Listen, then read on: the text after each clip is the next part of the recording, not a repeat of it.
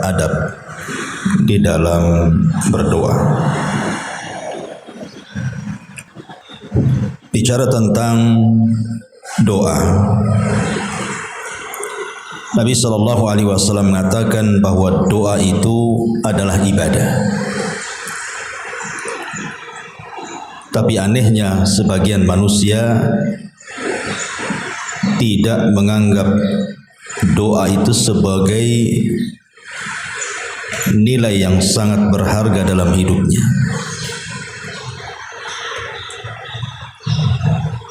Padahal kalau kita melihat sejarah para nabi, mereka sangat mengagungkan urusan doa. Seolah-olah tidak ada yang kenal sebuah nilai doa itu kecuali para nabi dan juga orang-orang yang mengikuti nabi. Terkadang di antara kita ada yang protes kepada Allah Subhanahu wa taala, kenapa setiap doa yang dipanjatkan itu kok tidak dikabul-kabulkan? Boleh jadi karena adab dan etika berdoanya belum dilakukan. Maka inilah kita akan mencoba membahas tentang adab dan etika berdoa, karena hanya dengan mengenal adab dan etika doa inilah maka doa-doa yang kita panjatkan itu mudah untuk diijabah Allah Subhanahu wa taala. Langsung saja yang pertama, al-ikhlasu lillahi azza wa jalla. Berdoalah dengan penuh keikhlasan. Karena Allah sendiri yang mengatakan dalam surah Ghafir ayat 14, fad'ullaha mukhlishina lahuddin walau karihal kafirun. Berdoalah kalian kepada Allah dengan penuh keikhlasan. Ketaatan itu hanya diberikan kepada Allah walaupun orang-orang kafir itu membencinya. Jadi betul-betul doa itu di atas tauhid. Jangan ada unsur kesyirikan di dalam doa itu. Seperti mamanya doa kepada orang-orang yang sudah meninggal, datang ke kuburan meminta-minta di situ. Ini justru kesyirikan, bertentangan dengan kaidah keikhlasan. Karena Anda sedang berdoa kepada selain Allah Azza wa Jalla, maka tidak mungkin dikabulkan kesyirikan. Maka ini yang pertama. Kemudian yang kedua, memulailah dengan hamdulillah, memuji Allah Subhanahu wa taala. Thumma bis salati ala Nabi sallallahu alaihi wasallam, kemudian diiringi dengan salawat pada Nabi sallallahu alaihi wasallam. Karena bagaimanapun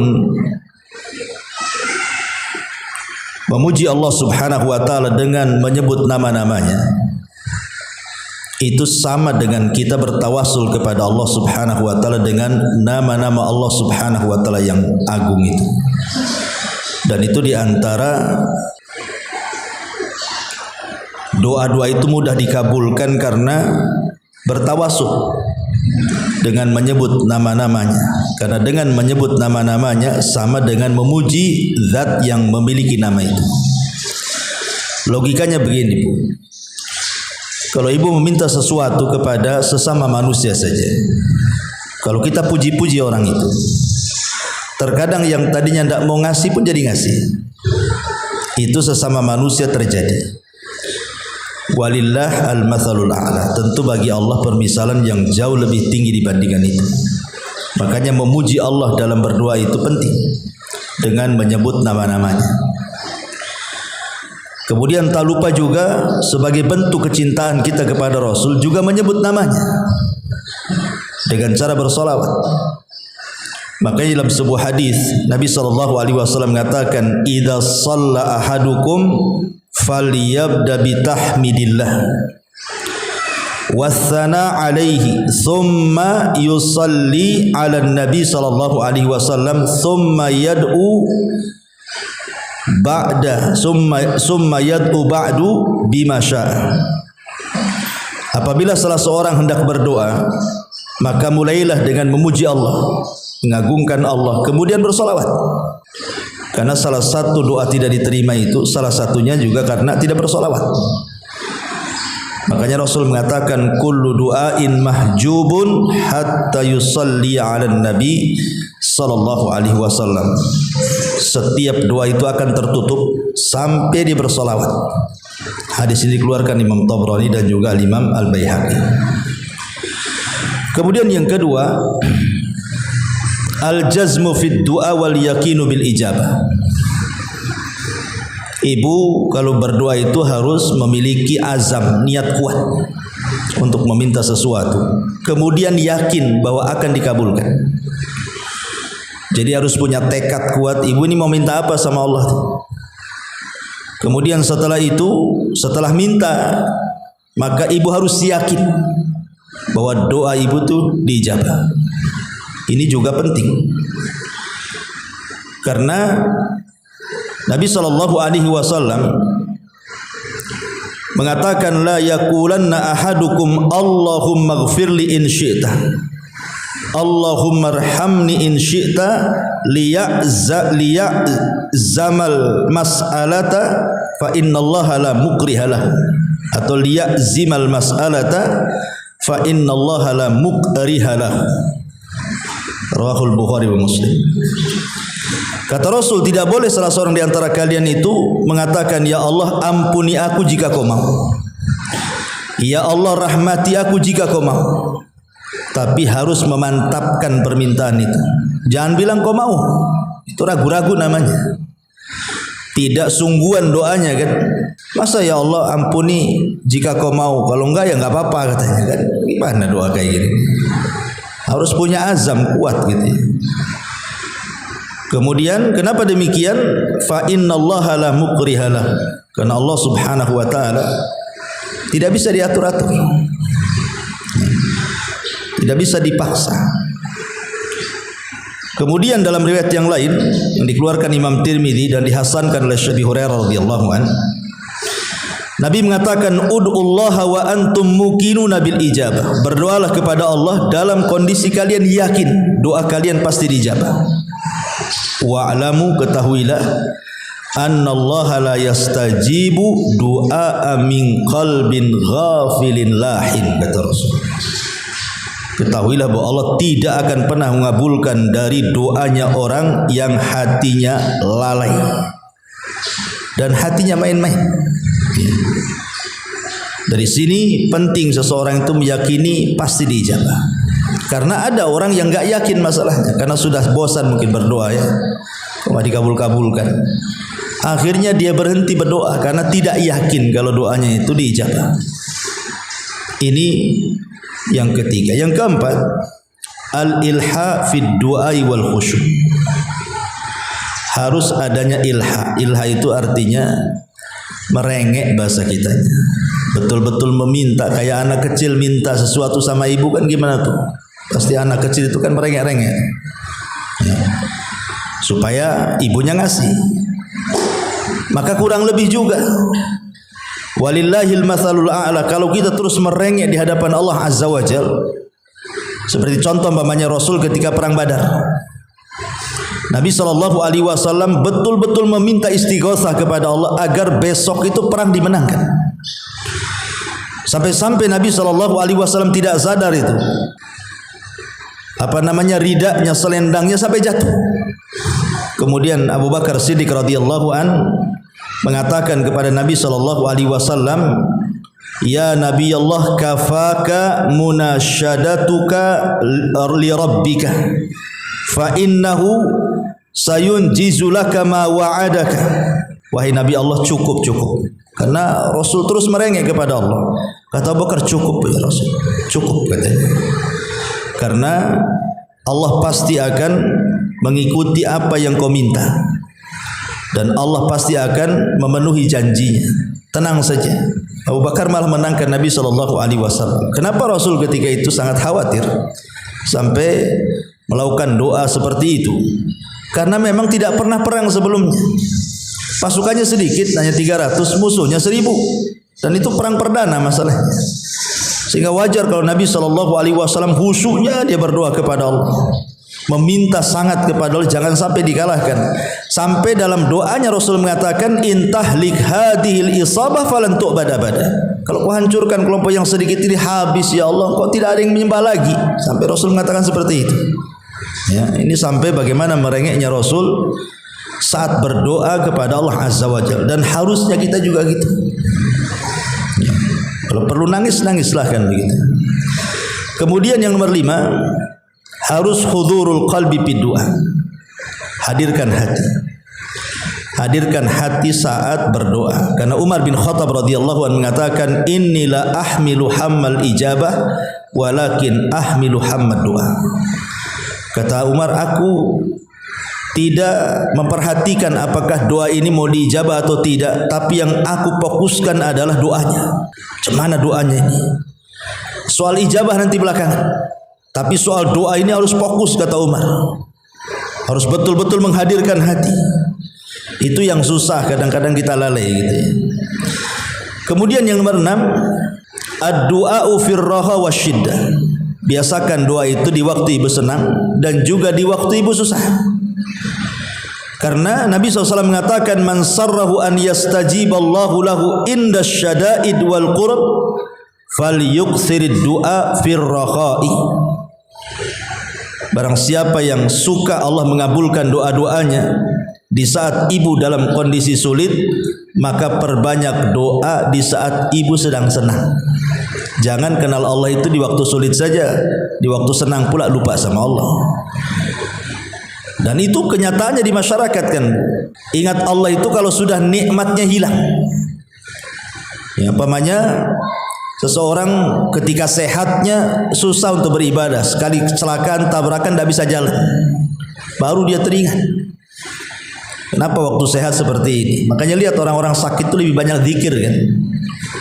Nah, sekali-kali pula ziarah ke rumah sakit. Banyak orang zikir di situ. Coba kau disehatkan, Bu, keluar rumah sakit nyanyi dia, kan zikir lagi kan itu. Jadi ini juga di antara poin yang ke-6. Yang ke-7, la yus'alu illallah wahda. Tidak meminta sesuatu kecuali hanya tujuannya meminta kepada Allah. Jangan Allah itu dijadikan sampingan.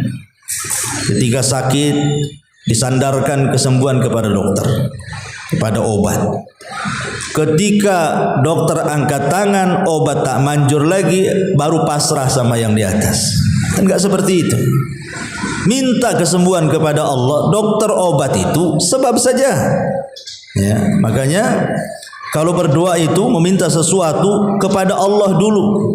Ibu ada masalah, jangan ngadu dulu kepada orang, apalagi ngadu ke Facebook. Mana bisa Facebook kasih solusi? Ngadu ke yang punya masalah, karena dia juga yang mengangkat masalah kepada Allah. Kemudian yang nomor 8, adamu ad-du'a alal ahli wal mali wal waladi wan nafs.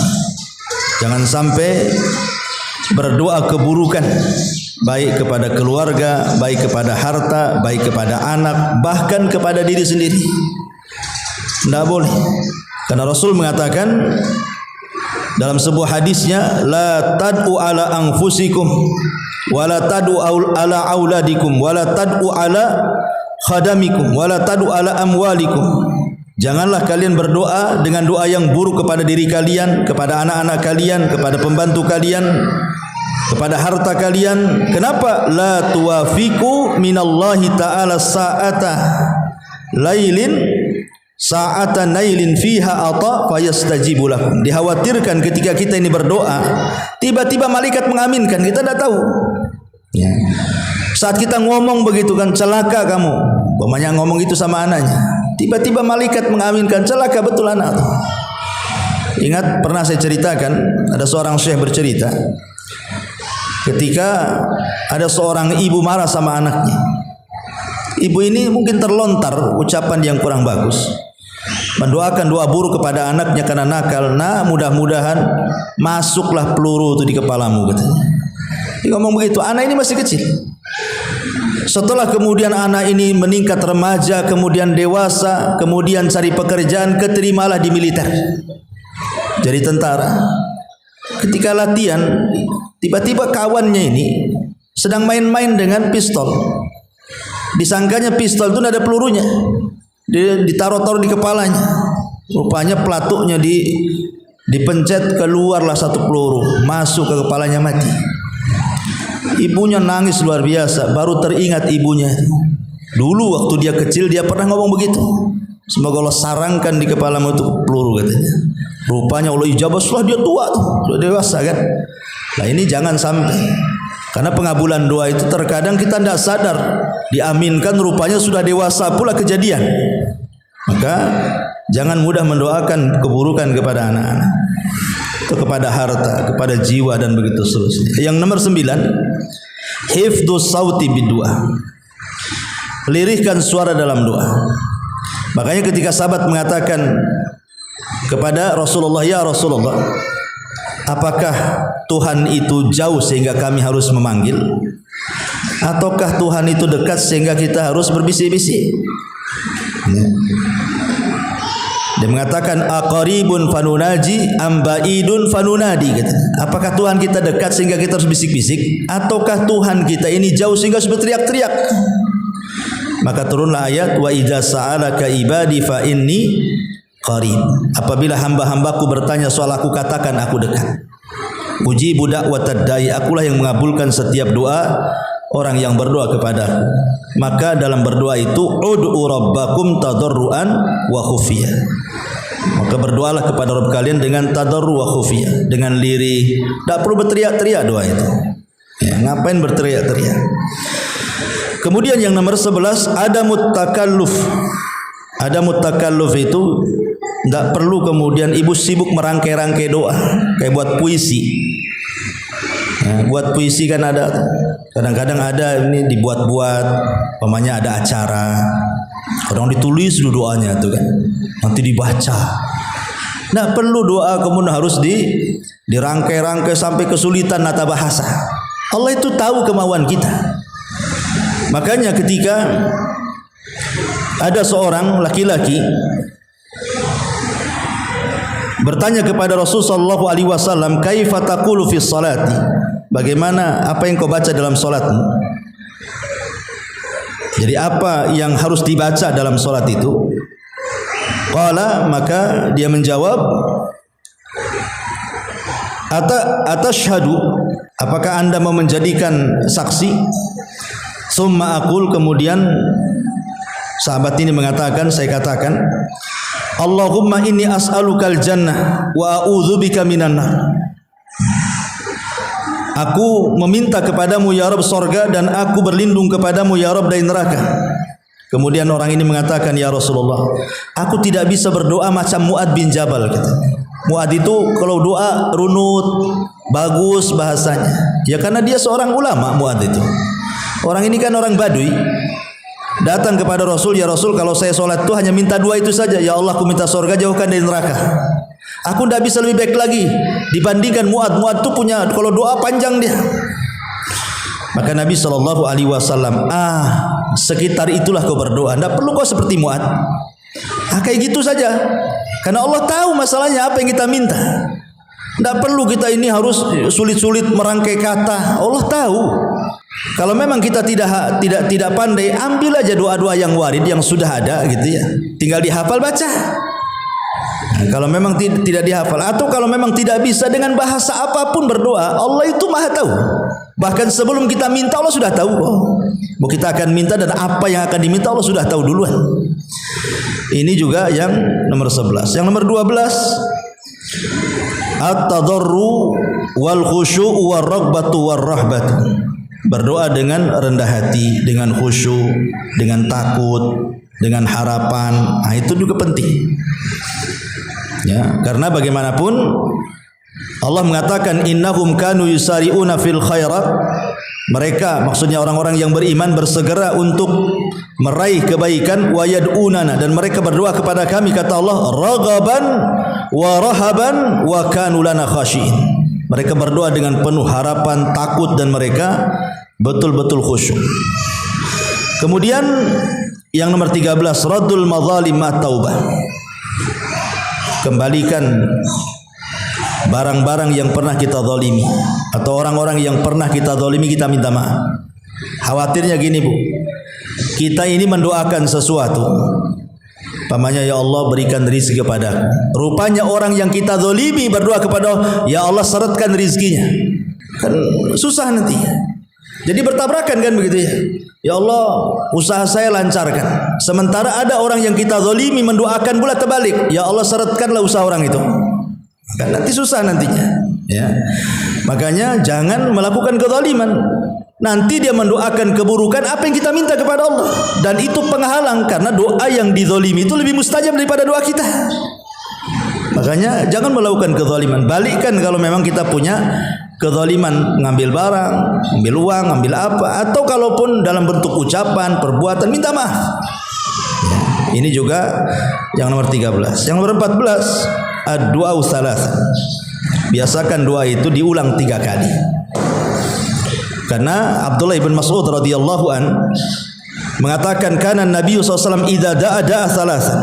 Rasul itu kalau berdoa pasti diulang 3 kali.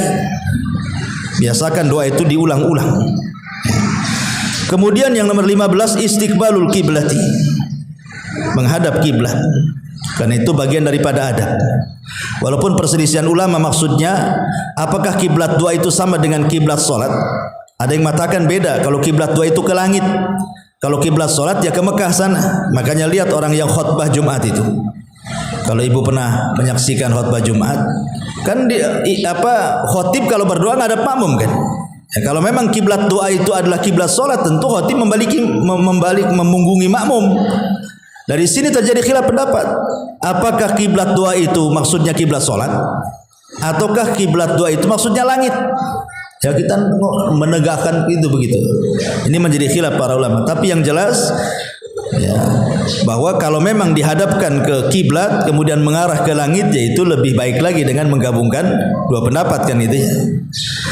Kemudian yang nomor 16, raf'ul aidi fi du'a, mengangkat kedua tangan. Ingat ini kan kita bicara masalah doa masalah ya. Doa itu ada dua. Ada dua ibadah. Dua ibadah itu maksudnya doa rutinitas. Nah, itu tidak perlu ngangkat tangan. Ibu masuk kamar mandi, itu aja yang dibaca doanya kan. Tidak perlu ngangkat tangan karena itu rutinitas. Maksudnya doa yang kita bahas ini doa ketika ibu ada masalah, supaya masalahnya dihilangkan. Angkat tangan. Karena Allah itu malu kalau seandainya ada orang yang mengangkat kedua tangan kemudian tidak diijabah. Ya. Kemudian juga yang nomor 17, kalau bisa berwudu, walaupun ini bukan syarat ya, doa itu tanpa wudu pun tidak ada masalah. Tapi kalau berwudu, kata Syekh bin Baz rahimahullahu taala, maka itu lebih afdal lagi. Kemudian yang nomor 18, alla ya'tadiya fid du'a. Jangan sampai dalam berdoa itu melampaui batas. Melampaui batas itu ya seperti meminta sesuatu yang diharamkan. Ya Allah, muluskan nih, saya nanti malam mau nyuri nih. Masa mau nyuri pula minta dimuluskan kepada Allah? Nah, ini kan tidak boleh. Ini melampau namanya kan. Atau umpamanya sesuatu yang mustahil. Ya Allah kasih umur sama saya seperti umur iblis, nggak mati-mati. Gimana pula kan gitu? Ini kan melampau orang doa kayak gini. Taib. Kemudian juga yang nomor 19, hendaklah kalau doa itu mulai dari diri kita. Kalau itu doanya untuk orang lain, maka kita mau mendoakan orang lain gitu ya, maka doakan diri kita sendiri. Ya semoga Allah memberikan kebaikan bagi saya kemudian sama kamu. Jadi kalau mendoakan diri kita dulu baru orang lain. Sebagaimana Rasul mengatakan, sebagaimana Rasul juga dikisahkan Karena Nabi SAW idza da'a bada'a bi nafsi. Rasul kalau berdoa memulai dari diri sendiri dulu, baru berdoa kepada orang lain. Kemudian yang nomor 20, an yatawassal ila Allah bi asma'il husna wa sifatil ula au bi amalin salihin qama bihi da'iya nafsuhu au bi du'ai rajulin salihin hayyin hadirin. Bertawasul dengan 3 perkara. Dengan nama-nama Allah, dengan amal soleh, atau orang yang masih hidup dan dikenal kesolehannya. Tidak harus ustadz, harus ulama. Yang jelas orang ini soleh, suka solat, ya, suka beribadah, taat, tidak jarang kelihatan maksiat. Nah, minta doanya. Atau dengan amal soleh. Ibu pernah sedekah, teringat nih, ibu lagi sakit, ya Allah saya lagi sakit, tolong sembuhkan. Dulu saya pernah juga nyumbang kepada fulan, kalau itu memang sebuah pahala, tolonglah sembuhkan hari ini. Nah, itu namanya bertawasul dengan amal soleh. Makanya jangan remehkan sedikit amal soleh, karena boleh jadi itu diperlukan saat kita bertawasul. Kemudian yang nomor 21, an yakunal mat'am wal mashrab wal masbad min halalin. Hendaklah makanan, minuman, pakaian harus dari yang halal. Kan ini penghalang doa masalahnya. Ya, karena dulu kata Rasul ada orang yang menengadahkan tangan ke langit, kemudian berteriak-teriak ya Rabb ya Rabb. Padahal dia orang miskin, musafir, mengangkat kedua tangannya, kemudian mengeluh kepada Allah. Harusnya orang seperti ini dijabah karena syarat doanya sudah ada. Tapi rupanya tidak diijabah. Rupanya sebab tidak diijabahnya tadi karena makanannya haram, minumannya haram, pakaiannya haram, akhirnya terhalang pula doa kepada dia. Kemudian yang nomor 22, la yad'u bi ismin aw qati'ati rahimin. Jangan isi doa itu dalam rangka melakukan kemaksiatan ataupun memutus hubungan silaturahim.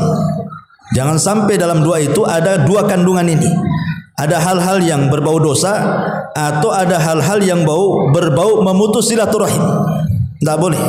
Ya. Contohnya ibu saingan dengan saudara kandung, padahal saingan dengan saudara kandung. Ibu kok terbentik dalam hati, ya Allah, mudah-mudahan bangkrutlah dia katanya. Itu saudaranya padahal. Ya. Kemudian yang nomor 22, al-ibtiad an jami'il ma'asi. Usahakan sebelum berdoa itu jangan maksiat. Kalau kita mau berdoa, nanti malam kita berdoa, dari pagi sampai siang sampai sore itu jangan maksiat, jangan memandang yang haram. Pokoknya jangan memulai doa itu dengan aktivitas maksiat. Karena maksiat itu salah satu penghalang doa masalahnya. Kemudian juga an ya'muru bil ma'ruf wan nahyi 'anil munkar. Doa itu kalau tadi kan memutus silaturahim, kalau bisa memang doa itu ada kandungan kebaikan dan juga menghindar dari kemungkaran. Kemudian yang nomor 25, adamul istijal. Ini penting, tidak tergesa-gesa. Tidak tergesa-gesa. Karena ada orang yang mengatakan, ya Allah sudah berkali-kali saya doa kok enggak dikabul-kabulkan. Tergesa-gesa namanya. Ya. Kemudian juga justru kalau dia mengatakan seperti itu, yang malah enggak dikabulkan sama Allah tuh. Saya sudah berdoa berkali-kali, bertahun-tahun kok nggak dikabulkan. Justru tidak akan dikabulkan. Tapi kalau dia terus berdoa, sebenarnya dia dikabulkan, dia nggak sadar saja itu. Karena pengabulan doa itu kan ada 3, sering saya katakan. 1, memang sengaja jadi celengan kita di sorga. 2, boleh jadi memang kita dihindarkan dari mara bahaya. 3, boleh jadi Allah belum mengabulkan karena sebuah kemaslahatan bagi kita. Kita tidak tahu. Maka jangan istijab. Kemudian nomor 26, husnuzan, berbaik sangka dengan Allah. Jangan berburuk sangka. Ya. Karena Allah itu bersama prasangka kita. Kalau prasangka kita baik, Allah baik. Kalau prasangka kita buruk, Allah buruk pula dengan kita. Jangan berprasangka buruk kepada Allah. Kemudian juga yang nomor 27, at-taubatu wa tathhirul batin. Berusaha sebelum berdoa itu bertobat dulu. Boleh jadi ada dosa-dosa yang kita lakukan kita tidak tahu kan itu ya. Ataupun mungkin kita membersihkan batin, mungkin ada hal-hal yang merusak hati kita, dendam, benci, dengki dan begitu seterusnya kepada orang lain. Nah, sebelum berdoa upayakan kita hilangkan kalau bisa kan itu. Dan yang terakhir tentunya pilihlah waktu-waktu yang sangat mustajab. Waktu-waktu yang sangat mustajab itu banyak. Saya akan urut secara cepatnya. karena waktu juga. Yang pertama malam Lailatul Qadar.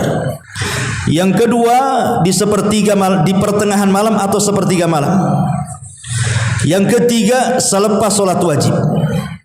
Yang keempat di antara adzan dan qomat. Yang kelima satu waktu pada setiap malam. Pokoknya kita tidak tahu malam hari.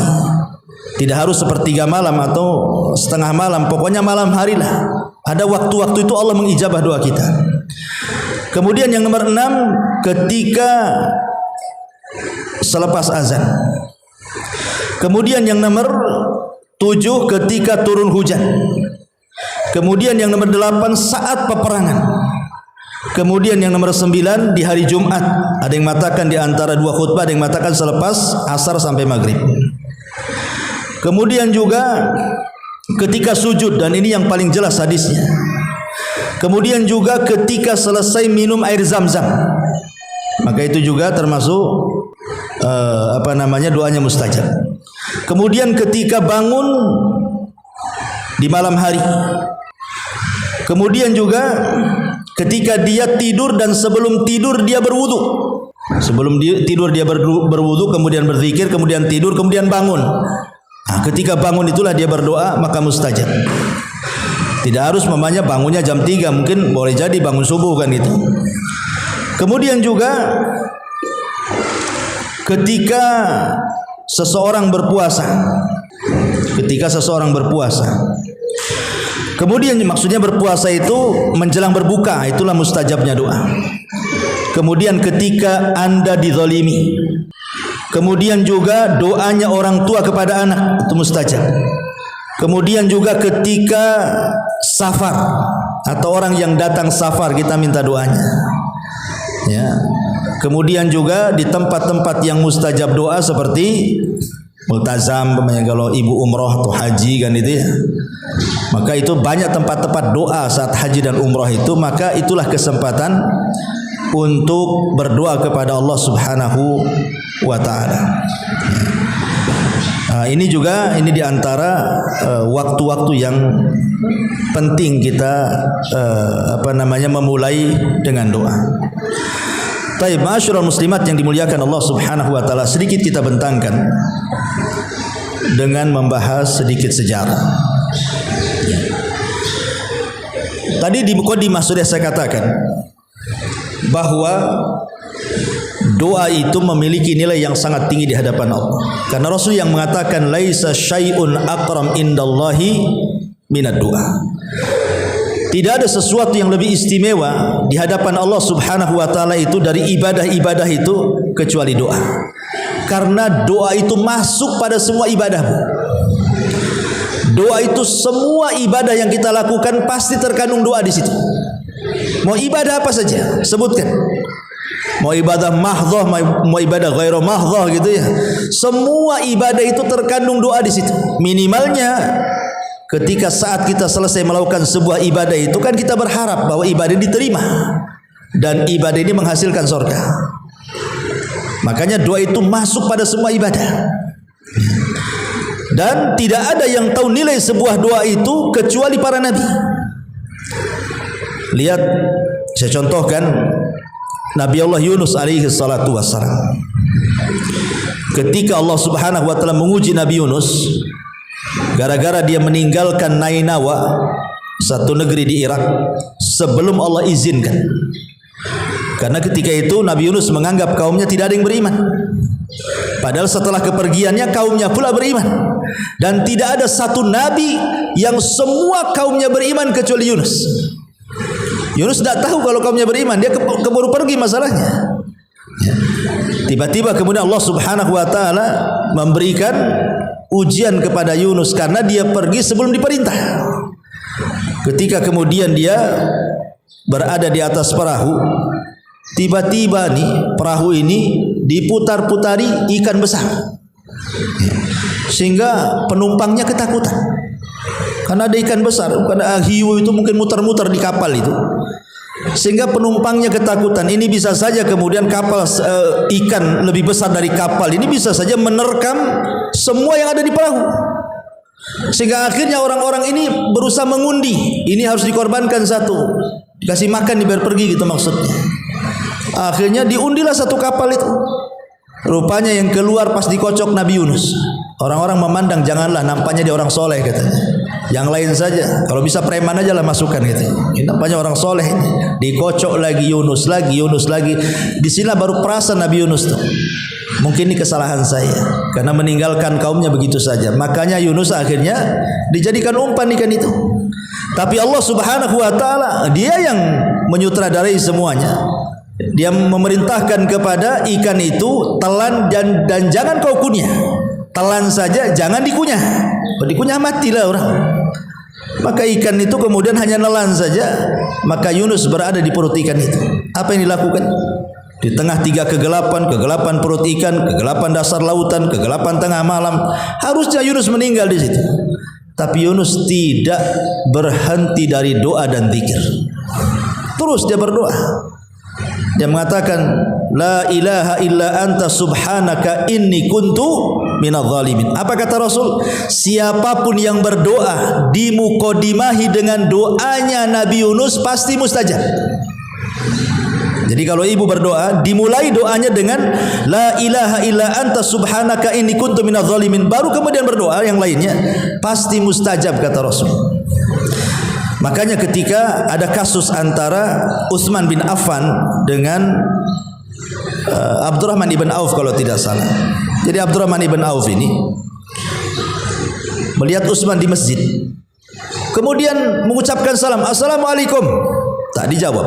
Assalamualaikum, tak dijawab. Assalamualaikum, tak dijawab. Marah Abdurrahman bin Auf ini. Ada apa ini? Karena kalau orang dulu mengucapkan salam kok tidak dijawab itu kan aib. Ya, kita saja kalau mengucap salam sama orang enggak dijawab, kayaknya ada sesuatu sama saya. Marahlah Abdurrahman bin nyari Umar bin Khattab yang ketika itu menjadi Amirul Mukminin. Ya Umar. Ya Amirul Mukminin, tadi aku ketemu Utsman di masjid. Aku bacakan salam 3 kali tak dijawab-jawab katanya. Maka Utsman manggil Umar ini dan mengatakan, ya Utsman betul. Kata Utsman, enggak, aku enggak dengar katanya. Aku sampai teriak-teriak. Kata Utsman, aku enggak dengar. Memang aku enggak dengar kata Utsman itu. Makanya aku tidak jawab katanya. Utsman kemudian bercerita, masalahnya ketika itu aku melamun.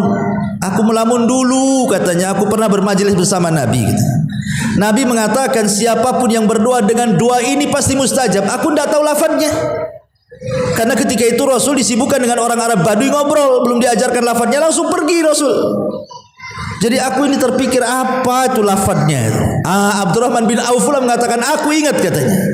Karena aku pun ada di situ ketika Rasul pergi, aku ikuti dari belakang katanya. Kemudian aku tanyakan langsung kepada Rasul. Kata Rasulullah kemudian bersabda seperti ini, siapapun yang berdoa dengan doanya Nabi Yunus, sebelum dia berdoa yang lainnya pasti mustajab. La ilaha illa anta subhanaka inni kuntu minadh dhalimin. Lihat bagaimana nilai sebuah doa, akhirnya Nabi Yunus diselamatkan. Karena doa itu silahul mukmin, senjatanya orang Islam. Nabi Ayub alaihi salatu wassalam yang sudah saya ceritakan bagaimana Allah uji dengan berbagai macam ujian. Tidak ada manusia seberat Ayub ujiannya. Hartanya ludes, anaknya semua mati, diberikan penyakit pula yang tidak ada pada kaumnya. Sehingga orang menuduh bahwa Ayub itu melakukan kemungkaran yang tidak pernah dilakukan orang, sehingga Allah kutuk dengan penyakitnya. Terpaksalah Ayub karena dituduh menular penyakitnya harus hijrah, meninggalkan kampungnya, hidup dengan istrinya di tengah padang pasir. Kurang apa ujian kayak gini coba? Ibaratnya ibulah, ya, ludes hartanya, kemudian anak-anaknya meninggal, dikasih penyakit, diponis itu penyakit menular sama orang kampung. Terpaksalah hijrahlah di hutan Jabal Uhud sana. Kira-kira kuat, kalau enggak gila ya matilah ibu di situ tuh. Tapi lihat bagaimana kesabaran Nabi Ayub luar biasa. Nabi Ayub tidak pernah mengeluh dengan penyakitnya. Itulah hebatnya Nabi Ayub. Makanya wajar kalau dia menjadi imamus sabirin itu. Karena tidak pernah mengeluh. Justru istrinya yang tidak tahan. Dia mengatakan, ya Nabi Allah, kau kan seorang Nabi, berdoalah kepada Allah. Dirayu sama istrinya, berdoalah kepada Allah. Kau seorang Nabi, nanti Allah akan kabulkan doa. Tapi Nabi Ayub mengatakan, wahai istriku, sekarang saya mau tanya, Berapa tahun Allah memberikan nikmat kepada kita coba? Kata istrinya 70 tahun. Berapa tahun ujian yang Allah berikan kepada kita? 18 tahun. Kata Nabi Ayub, belum balance. Kita ini baru diuji 18 tahun. Allah kasih nikmat 70 tahun katanya. Kalaupun kata Nabi Ayub kita diuji dengan Allah memberikan nikmat yang sama, tahunnya sama. Oke, diuji 70 tahun. Dikasih nikmat 70 tahun. Ini bagiku kata Nabi Ayub belum sebanding katanya. Tapi namanya Ayub juga manusia, Bu. Dia bukan malaikat, ya.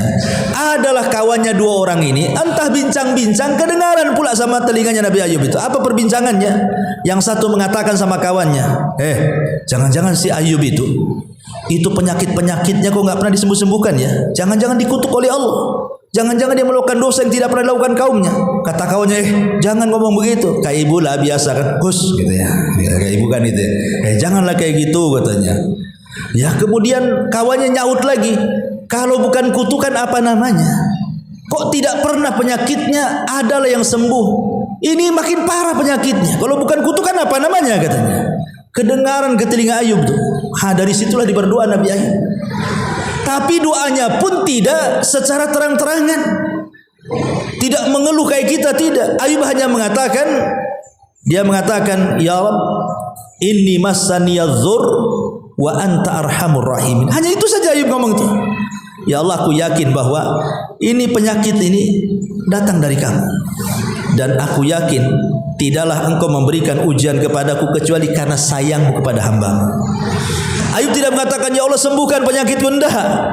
Ayub hanya mengatakan engkau itu zat yang maha penyayang. Maksudnya di balik penyayang itu ya tolonglah sayangi aku, sembuhkan gitu ya. Tapi Ayub tidak menyebutkan objeknya tuh. Kalau kita kan langsung kan, ya Allah saya ini asam urat, tolonglah sembuhkan asam urat saya. Kan itu. Saya ini penyakit gula, tolonglah sembuhkan gula saya. Nah, tapi Ayub tidak. Dia hanya mengatakan dengan lembutnya dengan bahasa seperti itu, tapi Allah tahu keinginan Nabi Ayub itu. Makanya kemudian ketika dia mandi, Allah katakan, hentakkanlah kakimu tuh ke bawah, nanti keluar air. Mandi kau di situ. Akhirnya dihentakkan kakinya, betul keluar air, mandi di situ, semua penyakitnya hilang. Habis hilang, tiba-tiba datang hujan. Hujannya bukan air, belalang emas. Satu rumah belalang emas itu. Kaya lagi lah Ayub. Kemudian istri disuburkan lagi, anaknya 2 kali lipat daripada yang sebelum dia meninggal tuh anak-anaknya. Ada yang mengatakan awalnya anaknya 14, 2 kali lipat, 28 kan anaknya. Itu karena kesabaran dan doa. Nah, itulah bagaimana kemudian para nabi menghargai sebuah doa. Dan banyak kisah-kisah para nabi yang luar biasa. Mereka menghargai doa. Bahkan Nabi SAW banyak sekali mengajarkan doa kepada kita. Banyak kalau kita ini ya, baik doa yang sifatnya doa ibadah gitu ya. Sebelum tidur ada doanya, setelah tidur ada doanya. Masuk WC ada doanya, keluar WC ada doanya. Pakai pakaian ada doanya, lepas pakaian ada doanya. Masuk masjid ada doanya, keluar masjid. Semua Rasul ajarkan tuh doa tuh. Macam-macam doa. Mungkin kalau kita baca setiap hari itu tidak sanggup saking banyaknya. Karena Rasul paham apa itu doa. Nilai sebuah doa itu luar biasa.